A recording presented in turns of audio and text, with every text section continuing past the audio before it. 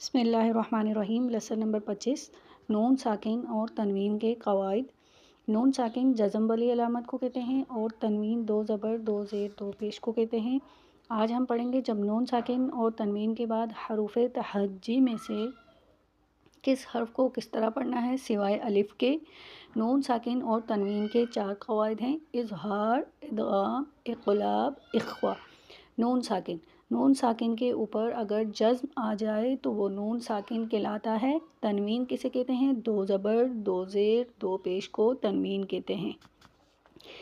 ایک میں ضرور آئے گا سوائے الف کے۔ آج ہم اظہار اور ادغام پڑھیں گے۔ اظہار: نون ساکن اور تنوین کو بغیر غنہ کے ظاہر کر کے پڑھنا۔ جب نون ساکن اور تنوین کے بعد حروف خلقی گلے سے ادا ہونے والے جو حروف ہیں ان میں سے کوئی حرف آ جائے تو وہاں اظہار ہوگا، یعنی نون کی آواز واضح نکلے گی۔ ہم نون کے مخرج پر جائیں گے، مطلب وہاں کوئی غنہ نہیں ہوگا، نہ ادغام ہوگا۔ جہاں بھی حروف حلقی میں سے 6 حروف میں سے کوئی حرف بھی آئے گا وہاں اظہار ہوگا۔ حروف حلقی: حمزہ، ہاء، عین، حاء، غین، خا۔ مثال: حمزہ زبر نون ان، عین زبر میم عم، انعم، تا زبر تا، انعمت۔ یہاں پر حمزہ زبر نون ان نون ساکن ہے، اس کے بعد عین حروف حلقی میں سے ہے تو یہاں پر غنہ نہیں کریں گے، اظہار کریں گے۔ نون ساکن کے اوپر جزم ہے، اس کے بعد عین حروف حلقی آ گیا، یہاں پر غنہ نہیں ہوگا، نہ ہی حرف کو لمبا کر کے پڑھا جائے گا بلکہ نون کی آواز واضح نکلے گی اور اس کے مخرج پر جائیں گے، یعنی زبان کی نوک وہ سنوں پر لگے گی۔ انعمت۔ مثال: میم زیر نون مین، ہا پیش میم ہم، منہم، میم زیر نون مین، ہا پیش میم ہم، منہم۔ لام زیر لی، میم زبر نون من، لیمن، خا زبر خا، خا زبر خا، لیمن خا، شین زیر شی، یا زبر یا، لیمن خاشیہ۔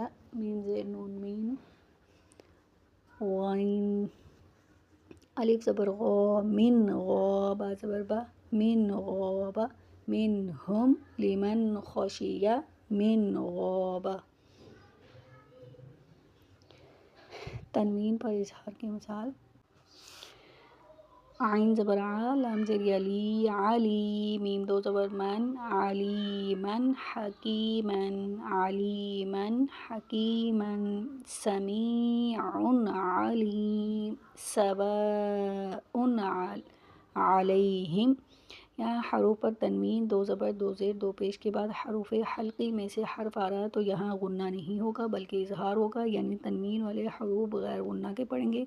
ادغام کا مطلب ہوتا ہے 2 حرف کو ملا کر ایک کر دینا، پہلے حرف کو دوسرے حرف کے ساتھ مکس کر دینا۔ جب نون ساکن اور تنوین کے بعد حروف یرملون یا، را، میم، لام، واو، نون میں سے کوئی حرف آ جائے تو وہاں ادغام ہوگا۔ یہ ادغام لام اور را میں بغیر غنہ کے ہوگا جب یہ دونوں حروف ساکن اور تنوین کے بعد آئیں گے۔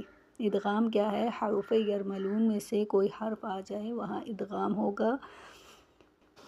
مثال: میم زبر نون مین، را زبر با، رب، میم زیر، یہاں نون کو ساکن کر دیں گے، را کے اوپر شد ہوگی تو را کو ملائیں گے، مر، میم زیر را مر، را زبر با، رب، مر رب، با زیر بی، ہا زیر میم ہم، مر ربہم، مر ربہم۔ یہاں میم کی آواز را میں ملا دیں گے، مر ربہم، مر ربہم، من لدنک، من لدنک، مل، یہاں نون ساکن کر دیں گے اور لام کی آواز، حروف یرملون میں سے لام ہے۔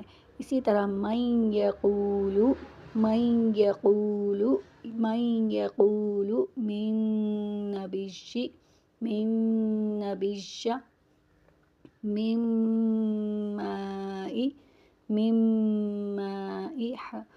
یرملون یا، را، میم، لام، واو، نون میں غنہ کے ساتھ ادغام ہوگا۔ حروف یرملون 6 ہیں، ان کا مجموعہ یرملون ہے۔ یہ لفظ یاد کرنے سے ہمیں یہ سب یاد رہیں گے۔